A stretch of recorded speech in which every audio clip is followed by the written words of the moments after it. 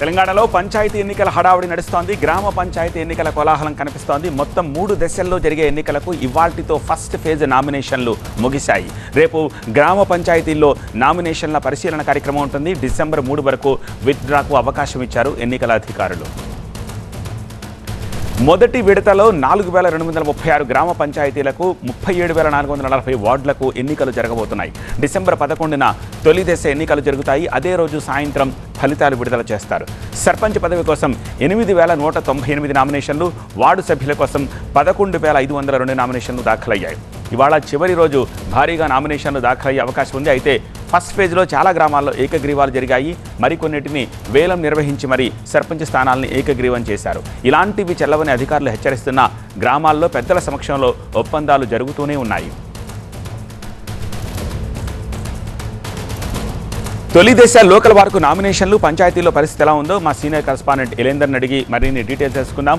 ఇలేందర్, పంచాయతీ ఎన్నికల అప్డేట్స్ మీ దగ్గరే ఉన్నాయి. ఏకగ్రీవాల హడావుడి నడుస్తూ ఉండగానే మొదటి దశ నామినేషన్ల పర్వం ముగిసింది కదా, సో వాటికి సంబంధించి ఎన్నికల అధికారులకు ఏమైనా కంప్లైంట్స్ వచ్చాయా?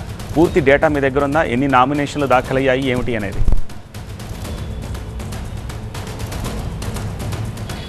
రైట్, అప్రాక్సిమేట్గా మూడో రోజు ఈ రోజు సంబంధించినటువంటి డీటెయిల్స్ సాయంత్రం 7-8 గంటల తర్వాత, ఎందుకంటే అన్ని జిల్లాల నుంచి క్రోడీకరించి అవన్నీ డీటెయిల్స్ అనౌన్స్ చేయాలి కాబట్టి కొంచెం టైం పడుతుంది. సో నిన్నటి వరకు 4,236 గ్రామ పంచాయతీల కోసం సర్పంచ్ పోటీల కోసం దాదాపుగా 8,000 వరకు నామినేషన్లు వచ్చాయి. 37,000 వార్డు సభ్యుల కోసం దాదాపుగా 11,000 వరకు కూడా వార్డు సభ్యుల నామినేషన్లు అయితే దాఖలయ్యాయి. ఈరోజు అంటే నిన్న మొన్నటి వరకు కూడా చర్చల దశలోనే ఉన్నటువంటి చాలా ప్రాంతాల్లో కూడా చర్చల దశలో ఉండడంతో నిన్న మొన్న తక్కువ నామినేషన్లు దాఖలయ్యాయి. ఈరోజు చివరి రోజు కాబట్టి చర్చల విషయంలో చాలా ఇంకా ప్రొలాంగ్ అవుతున్నటువంటి నేపథ్యంలో చాలామంది ఈరోజు నామినేషన్ దాఖలు చేసినట్టు కూడా మనకు అర్థమవుతుంది. దానికి సంబంధించినటువంటి డీటెయిల్స్ సాయంత్రం 7-8 గంటల తర్వాత పూర్తి స్థాయి ఎంతమంది బరిలో ఉన్నారన్న అంశాలకు సంబంధించి అర్థమవుతుంది. అయితే ఏకగ్రీవాలకు సంబంధించి ముందస్తుగానే స్టేట్ ఎలక్షన్ కమిషన్ ఒక అనౌన్స్ చేసింది. ఎలాంటి ప్రలోభాలకు, ఒత్తిళ్లకు, భయాలకు లొంగకూడదు. సో ఈ అంశాలపైన ఎలాంటివైనా దృష్టి కోసం అతను తప్పకుండా వాళ్ళపైన చర్యలు తీసుకుంటాం, అక్కడ ఎన్నికలు నిలిపివేసే ప్రయత్నం కూడా ఉంటుంది అనేది ఎన్నికల కమిషన్ చెప్పింది.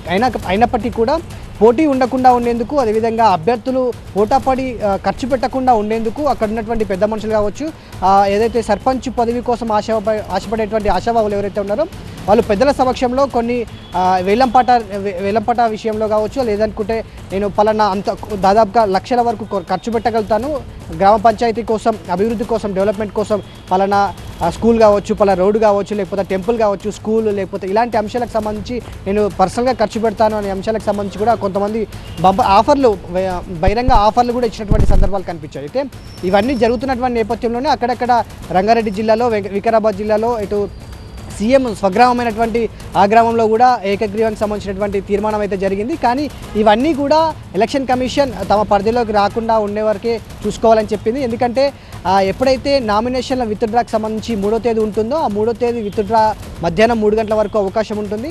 3 గంటల తర్వాత అసలైన క్యాండిడేట్లు బరిలో ఎవరున్నారు, పోటీలో ఎంతమంది ఉన్నారన్న అంశాలకు సంబంధించి ఆ 3వ తారీఖు సాయంత్రం ఈ టైం వరకు క్లారిటీ వస్తుంది. కాబట్టి అప్పటి వరకు ఎవరు అభ్యర్థులు ఒక వ్యక్తికి పోటీ ఎవరు లేకపోతే వాళ్ళని ఏకగ్రీవంగా అప్పుడు ఎలక్షన్ కమిషన్ అఫీషియల్గా అనౌన్స్ చేస్తుంది. అప్పటి వరకు కూడా ఎక్కడ ఏకగ్రీవాలు అనే అంశాలకు సంబంధించి అఫీషియల్ డేటా కూడా వచ్చే పరిస్థితి లేదు. ఎందుకంటే ఇంకా చర్చల దశలోనే ఉన్నాయి. So first phase, second phase కాదు, థర్డ్ ఫేజ్ సంబంధించినటువంటి ఏకగ్రీవాలపై కూడా ఇప్పటికే చాలా వరకు డిస్కషన్ అవుతున్నటువంటి నేపథ్యంలో చాలామంది 10 లక్షల నుంచి దాదాపుగా అక్కడ ఉన్నటువంటి ప్రాంతాన్ని బట్టి కోటి రూపాయల వరకు కూడా ఖర్చు పెట్టేందుకు, ఏకగ్రీవం అయ్యేందుకు మేము సిద్ధంగా ఉన్నాము అని చెప్పేసి ఆశావాహులు చెప్తున్నటువంటి నేపథ్యంలో ఇవన్నీ ఒక డిసెంబర్ 3వ తారీఖున విత్డ్రాలు అయిపోయిన తర్వాత మధ్యాహ్నం 3-4 గంటల తర్వాత ఈ అన్ని అంశాలపైన క్లారిటీ వచ్చే అవకాశం ఉంది. సో సర్పంచ్, వార్డు మెంబర్కి సంబంధించి మొదటి విడతలో భాగంగా ఈరోజు ఎక్కువగా అభ్యర్థులు నామినేషన్ వేశారనేది తెలుస్తుంది. దాదాపుగా ఒక 7-8 గంటల వరకు పూర్తి డీటెయిల్స్ వచ్చే అవకాశం ఉంది.